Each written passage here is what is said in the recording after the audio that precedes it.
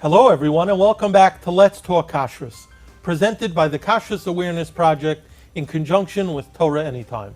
Today, I am joined by Rabbi Sholem Fishbane, Executive Director of ACO and the Kashrus Administrator of the Chicago Rabbinical Council. Welcome back, Rabbi Fishbane. Thank you for having me. Thank you. So we're here today to discuss bars, specifically drinks at events. Someone pointed out that very often when we go to simchas or events, there's a big proclamation from the Baal Simcha or the Rav Machshir stating we take no responsibility for what's being served at the bar. We've seen that type of thing, which is always interesting, and it always struck me as almost odd, because if someone is giving certification on an event, really, I guess they should give certification on everything. Well, we could get to that in a moment, but that's kind of a segue to the fact that the CRC, where you serve in your capacity as Kashrus Administrator, has unveiled a new system of notification or certification at events, letting people know, specifically at bars, the category of beers that are being served. I know there are two tiers. We have over here a little prop, which is this is a sign that goes on the bar. When patrons come to the bar, they see that this bar contains two tiers of beers. There's non-certified and kosher certified. And then, as the viewers could see, the following beers at this event are kosher certified. So walk us through what led to the decision to have this type of sign. I think the way you started is great, because a great question. If it's a certified event, then I would think that everything there is certified, including the liquor. Yet, like you correctly pointed out, there's a sign, no, we don't take achrayus for the liquor. What's pshat? So the answer is, and this is a very deep debate between what do people want and what do people expect. In other words, like this, a kashrus agency can tell you only drink something with hashgacha, but when it comes to liquor, there's actually a very small amount of availability, especially for the mevinim, the connoisseurs of liquor. They want very specific things, and they know it's kosher. You know how they know it's kosher? Let's take beer, for example, because they go to their own Rav's Shalom Zachar, and he has it on the table, and he's allowing it. Why is he allowing it? Because beer be'etzem is supposed to be very simple. And that goes for other liquor. So we in the kashrus industry, we're struggling. Do we go with an all-out, you can only have something that has a hechsher in it, which makes a lot of sense, or do we work with people understanding that the maisa, is it kosher? If you go to a Rav, is this kosher? Can I drink it? Yes.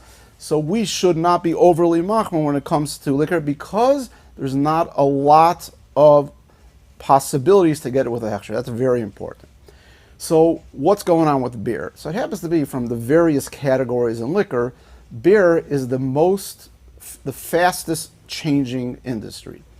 There is so many different types of things being introduced to beer. I think the biggest introduction to beer lately is lactose, which is a cheese. It's a milk derivative of cheese. It gives it a creamy feel, and it's a milk sugar. It's a sweetener. It's a creamy feel. We find they're putting in grape juice. There's a chametz over Pesach issues. There might even be a Yashin issue. I don't know if you heard about this one, but there's one place in Boston that, this is a microbrewery, and Boston's a big college town. Mm-hmm. He puts in, a couple times a year, per batch, 24 pepperoni pizzas into his beer. Yeah, and to give it flavor. To give it the pepperoni flavor, and it sells out like that. So these are many, many, many examples. So we find beer is the fastest changing, and it's the hardest to and the most important thing, there are a lot of certified beers as opposed to maybe some of the hard schnapps, the scotches and whatnot. There's way more options like that. Yet, and here's the kicker, if you look at the 10 most popular beers in the world, I think only 2 of the 10 actually have a hechsher. Mm-hmm. So if a guy walks in and says, I want a Budweiser, I want a Heineken, I want a Stella, I want a Corona, they don't have a hechsher in the United States, at least, right? Mm-hmm. So what do we do as kashrus agencies? It's a big thing. So I'm so glad you invited me here today because really this is about education, and that's everything you do, and you do a great job. Awareness, Kashrus awareness, education. We felt the way to do it is to just educate the consumer and the following. We used to have there's really three parts of our list, the CRC list. One is certified, one is approved, and one is not recommended because we know there's these pepperoni pizzas and all that going on over there. So we also know that people don't really know everything that you and I just talked about. So what we decided to do is to go to certified parties. So you, a Bentayr, you walk in, you go in a certified party, and you go to the bar, and this is going to be on there. And the mashgiach is going to have this dry eraser, or just dry pen, and he can write, okay, we have all sorts of approved. Approved doesn't mean Certified. certified. It means that we research it to the best of our ability. It sounds like it's okay. And that's all those beers that are famous that don't have hashgacha. Then, if the guy says, you know what, I'm okay. I'm okay if I don't have it. What do you have that's actually certified? So the mashgiach will write down by each and every place.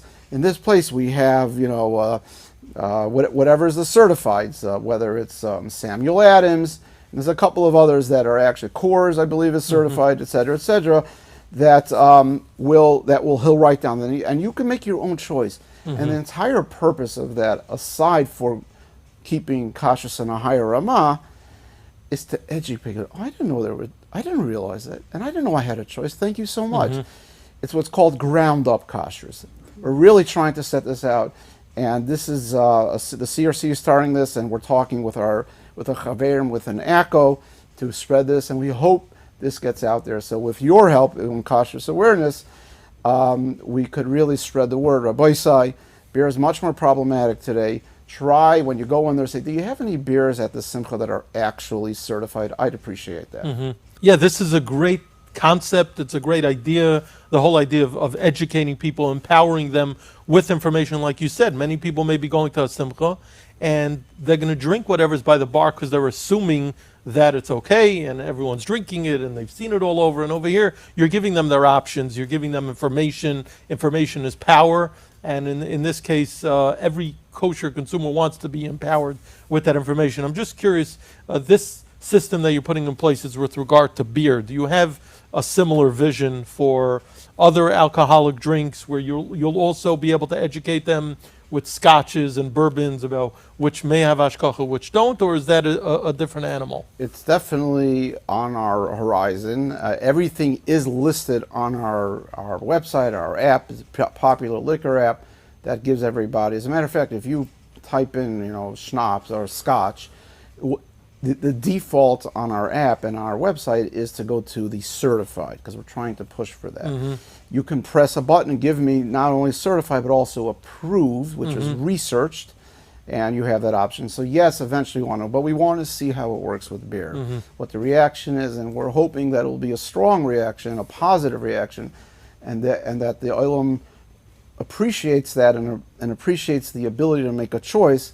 And again, with your help, through Let's Talk Kosher, through Kashrus awareness, we'll get to the next shlav of all the other alcoholic beverages. Mirz Hashem. Thank you so much.